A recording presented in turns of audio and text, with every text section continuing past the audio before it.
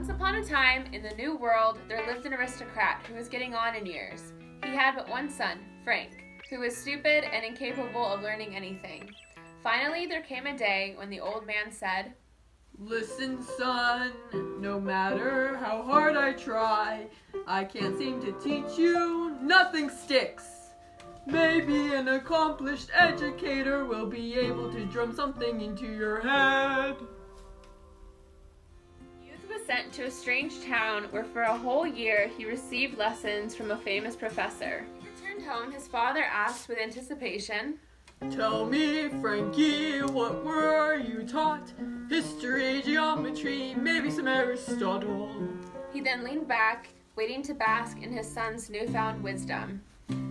"Well, father," said the young man, "I learned a great deal. You see, I now understand what dogs say when they bark." The father sat upright. "Holy Moses!" he cried. "Is that all you learned? I'm going to have to send you to a different teacher in a different town." So Frank was sent off to classes in another town where again he stayed for a year. When he came back, his father took him by the shoulders and said, "Son, what have you learned? Literature, ethics, geography, ecosystem." "Well, father," the young man said proudly, "I now understand what birds say when they chirp." Frank's father was beside himself. "You idiot!" he screamed. "You've wasted 2 years learning nothing. I'm giving you one last chance to get a real education, but if you fail to do so, I'm no longer your father." For 1 whole year, the youth studied with a third master, after which he returned home. Warily, the father asked, "Okay, Frank, what have you learned this time? What fish talk about at the dinner table? What frogs are singing at the opera?" Frank grew animated. "Yes," he yelped, with what looked like relief. "It's frogs. I now understand their language too." For an instant, the old man stared incredulously at his son before erupting in a white-hot rage. "I cast you out!" he bellowed. Summoning his assistants, he went on. "This person is no longer my boy.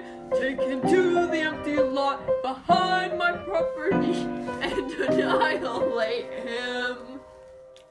The assistants took Frank to the empty lot, but were so overcome with pity that they couldn't kill him.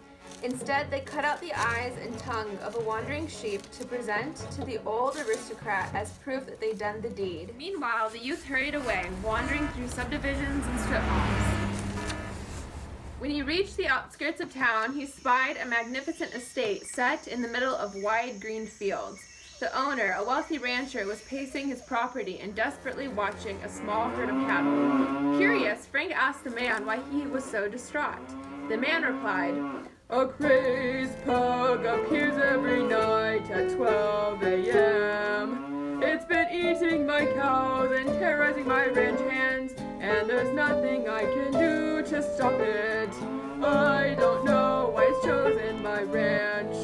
I would gladly pay a king's ransom to anyone who can take out the little bugger." The young man was unafraid. He said, "I will meet this pug at midnight and put an end to its marauding." When 12 o'clock flashed across his phone screen, Frank jumped over the rancher's fence and scanned the fields for the murderous pug.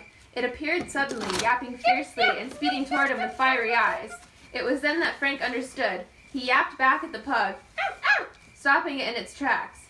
And so, instead of making a meal of man or cow, the small dog leaped into Frank's arms, licking his face with great affection.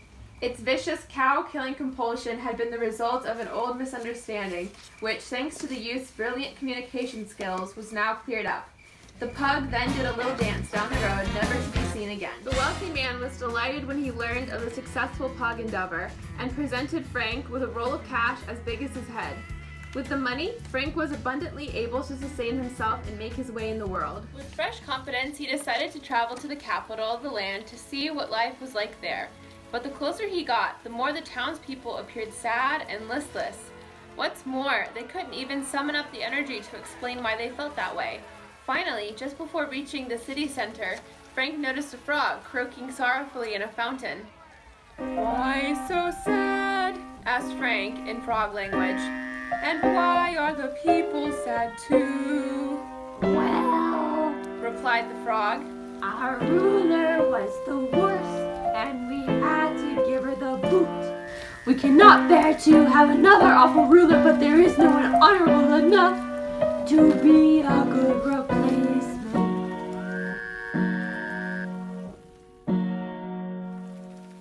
The people need a special sign to prove that a candidate will be truly worthy. But alas, we have seen no sign. Frank thanked the frog, then traveled on to the town square, where a crowd had gathered to discuss the day's events. A marvelous silver pigeon came to his side and remained there, cooing with such melodious intensity that everyone stared. Coo, coo. Political pundits and armchair oracles scattered throughout the crowd knew instantly that this was the sign the people had been waiting for, and Frank was begged to be leader of the land. The silver pigeon cooed in encouragement, Coo, coo. and the modest youth said, "Yes!" From that day forward, the young man ruled fairly and wisely. Because of his bond with the natural world, he accessed realms of understanding far beyond that of any other leader and was loved by one and all. But not by his father, who had become so consumed by anger that he joined an extremist cult and spent his days trolling others on the internet.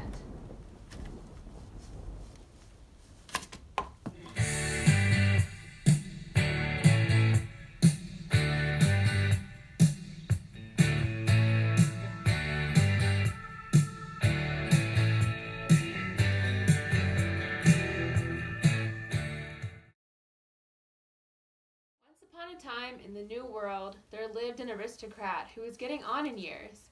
He had but one son, Frank, who was stupid and incapable of learning anything. Finally, there came a day when the old man said, Listen, son, no matter how hard. there lived an aristocrat who was getting on in years.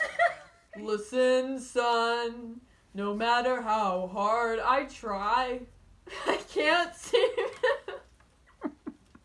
Listen, son. Listen, son, no matter how hard I try, I can't seem to teach you. Nothing sticks. Maybe an accomplished education. Oh my god. Ugh.